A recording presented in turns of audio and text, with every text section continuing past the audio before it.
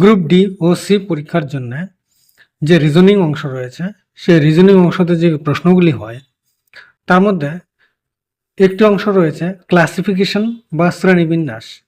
শ্রেণীবিন্যাসের যা দেওয়া আছে সিলেবাস অনুযায়ী দেখলে পাবে, ওখানে বলা আছে শ্রেণীবিন্যাসের মধ্যে কোনটি বেমানান, অর্থাৎ যে অপশনগুলি দেওয়া আছে তার মধ্যে কোনটি আলাদা সেটি নির্বাচন করতে হবে। 4টি করে অপশন দেওয়া আছে। এ তামা, বি দস্তা, সি পিতল, ডি অ্যালুমিনিয়াম। কোনটি আলাদা এখানে নির্বাচন করতে হবে। তামা একটি মৌল ধাতু, দস্তা মৌল ধাতু, অ্যালুমিনিয়াম মৌল ধাতু। পিতল এখানে মিশ্র ধাতু। এই উত্তরটি আমাদের এখান থেকে আলাদা করতে পারছি। পিতল এখান থেকে আলাদা হয়ে যাবে, কারণ পিতল এখানে মিশ্র ধাতু। পরের প্রশ্নে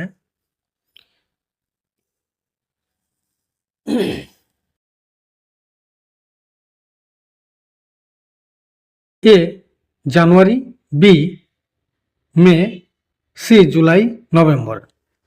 এই যে মাসের নামগুলি দেওয়া আছে, এখানে দিন হিসেবে আমরা নির্বাচন করব। 30 দিন, 31 দিন সেই হিসেবে নির্বাচন করতে হবে।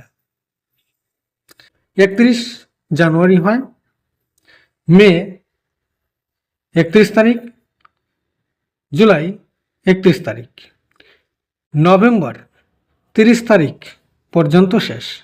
তাহলে আমাদের উত্তর এখান থেকে হয়ে যাচ্ছে নভেম্বর। নভেম্বর 30 দিন। পরের প্রশ্নটিতে রয়েছে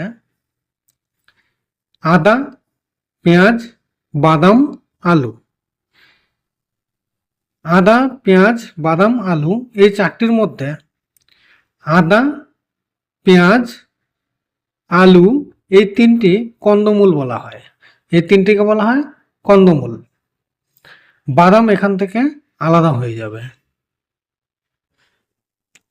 পরের প্রশ্নটিতে রয়েছে নাশপাতি, আপেল, লিচু, কমলা লেবু। এইগুলি সবগুলি ফল।